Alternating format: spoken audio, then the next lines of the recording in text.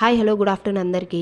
మనం గ్రోసరీస్ తెచ్చుకునేటప్పుడు ఎలాంటి జాగ్రత్తలు పాటిస్తే మనకి డబ్బు ఆదా అవుతుంది, నెక్స్ట్ ఏ సరుకులైనా కూడా వృధా అవ్వకుండా ఉండాలి అంటే, నెక్స్ట్ మన ఆరోగ్యం బాగా ఉండాలంటే మనం ఈ చిన్న టిప్స్ పాటిస్తూ ఉండాలి. ఫస్ట్ మన కబోర్డ్లో అయినా లేకుంటే మన కిచెన్లో అయినా ఒక స్టిక్ ప్యాడ్ అనేది పెట్టుకోవాలి. దాని పక్కన ఒక పెన్ కూడా పెట్టేసుకొని ఏ వస్తువు అయితే అయిపోతుంటాయో ఆ వస్తువులు రాసుకుంటూ ఉండాలి. అంటే ఫర్ ఎగ్జాంపుల్ మనకి ఏదైనా కానీ ఇడ్లీ రవ్వ అయిపోయిందనుకో, ఇడ్లీ రవ్వ అని రాసుకోండి పక్కన. లేదు మనం ఏదైతే ఎక్కువగా వాడుతుంటామో అవి రాసుకోండి, ఏవైతే తక్కువగా వాడుతుంటామో అవి తక్కువగా రాసుకోండి. ఫస్ట్ మనం గ్రోసరీ షాప్కి వెళ్ళే ముందు మనం ఏం చేయాలంటే ఒకటి రన్నింగ్ నోట్స్లో రాసుకుంటూ ఉండాలి. అంటే మనకి ఇవి అయిపోయినాయి, ఇవి తెచ్చుకోవాలి అని. నెక్స్ట్ ఏం చేసుకోవాలంటే మన రెఫ్రిజిరేటర్ కూడా చెక్ చేసుకోవాలి. ఇంకా మనకి ఏమైనా ఐటమ్స్ కావాలా లేదు వద్దా అనేది కూడా చూసుకోవాలి. ఎందుకంటే మనం అక్కడికి వెళ్ళిన తర్వాత ఉన్నాయి అని అనుకుంటాం, మళ్ళీ లేవు అనుకుంటాం, ఒక్కొక్కసారి ఎక్స్ట్రా కూడా తెచ్చేసుకుంటాం. కాబట్టి అలా కూడా ఒకసారి చూసుకోవాలి. నెక్స్ట్ మనం తెచ్చుకునేటప్పుడు ఏదైనా కానీ ఫ్రెష్ ప్రోడక్ట్స్ అనేది తెచ్చుకోవాలి. ఏదైనా కానీ చూస్ చేసుకునేటప్పుడు ఇది రేట్ తక్కువ ఉంది కదా 10 రూపీస్ అని 10 రూపీస్ తక్కువ ఉన్నది తెచ్చుకోకూడదు.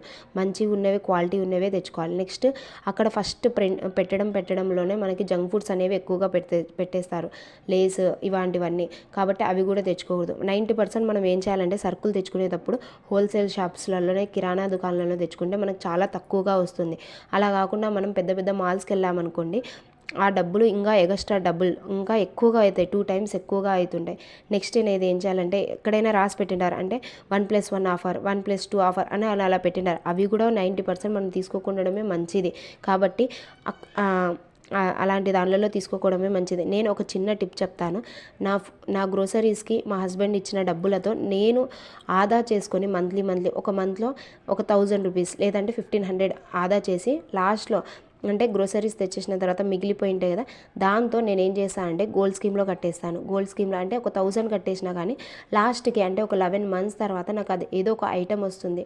అంటే బడ్జెట్ ప్లానింగ్ చేసుకుంటూ ఉంటే మనం కరెక్ట్గా మనకి ఏ సరుకులు కావాలో అవే తెచ్చుకున్నాం అనుకోండి, కరెక్ట్గా ఆ వృధా అవుతున్న డబ్బులు అని ఉంటాయి కదా, ఆ వృధా అవుతున్న డబ్బులతో కూడా మనం ఏదో ఒకటి కొనుక్కోవచ్చు.